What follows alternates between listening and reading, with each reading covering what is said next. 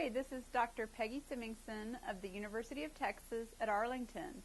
I'm an assistant professor of literacy studies in the Department of Curriculum and Instruction. I used to be an elementary school teacher for 8 years in California and Texas, including years as a bilingual and ESL teacher. For 2 of those years, I was a bilingual reading specialist. This video is about the Big 5 of reading instruction, and they are based on the National Reading Panel Report of 2000. The Big 5 of reading instruction are considered to be key building blocks that contribute to reading development. There are many more factors involved in the reading process, such as the nature of reading development, resources and quality of instruction, etc. But in terms of the basic components of what is involved in learning to read, the Big 5 get at what teachers need to know to understand and teach reading in the elementary grades. Keep in mind there are older students and adults who face challenges in reading, and so these same building blocks can also apply to older students who are learning to read or who are below level in reading. The Big 5 of reading consists of the following: phonemic awareness, phonics, fluency, vocabulary, and comprehension.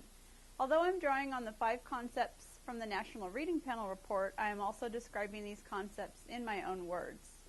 First, phonemic awareness consists of being able to hear and manipulate the smallest units of sound. It is an auditory task and is one that students can do with their eyes closed. Research suggests this skill is an important prerequisite component to reading. There are other videos in my YouTube channel that relate to this topic. It's a more discrete skill than the broader concept of phonological awareness. Phonological awareness is the broader awareness of sound, including alliteration, syllabication, hearing and manipulating sounds at the onset and rhyme level, and phonemic awareness. Phonemic awareness is the more discrete task of being able to manipulate sounds at the level of the phoneme, or the smallest unit of sound. When a student hears a word, even a nonsense word, they need to be able to isolate the sounds in the word at the level of the phoneme. More advanced skills include being able to segment or stretch out the word into the smallest units of sound. An example is the word sheep that has 5 letters in print but has 3 phonemes. This is important to know as students learn to spell and read. In addition to stretching out sounds, students need to be able to blend the sounds back together. This skill is developed through ordinary language play and early literacy practices. However, some students struggle with development in these skills and need an additional support and intervention. Next, phonics is mapping speech onto print. Readers learn the alphabetic principle, or that letters represent specific speech sounds. Students begin to learn phonics rules and patterns, which aren't always regular. For instance, there are silent letters and some vowel pairs make different sounds depending on the context of the sentence in which it is used. Readers in English need to know the basic consonant sounds, vowel digraphs or vowel teams, consonant digraphs, or when two or more letters make one sound, such as sh or ch, and much more. Not all words are phonetically regular, so students need to learn sight words. An ongoing debate surrounding phonics, according to the late scholar Jean Chall, described in her book Learning to Read: The Great Debate, consists of the argument of how much phonics to include in early literacy instruction. As students move through the reading process, they begin to decode more complex words with multiple syllables. As students learn the structure of these words, they can begin to make sense of words at the level of the morpheme. A morpheme is the smallest unit of meaning of a word, and it can help students to know what a word means. It's important to remember phonics is not just about letters and sounds, but also about the ability to spell the word correctly and also understand its meaning. One of my favorite strategies for teaching phonics is the word sort technique, as well as the technique of making words with letters. Third, fluency is an important component of the reading process, especially in the beginning stages. Fluency includes the rate at which a student reads, usually measured in terms of words correct per minute. As students move through the beginning stages of reading, they are, as Jean Chall describes, glued to the print. As they gain automaticity in reading, they read more in phrases and with fluency.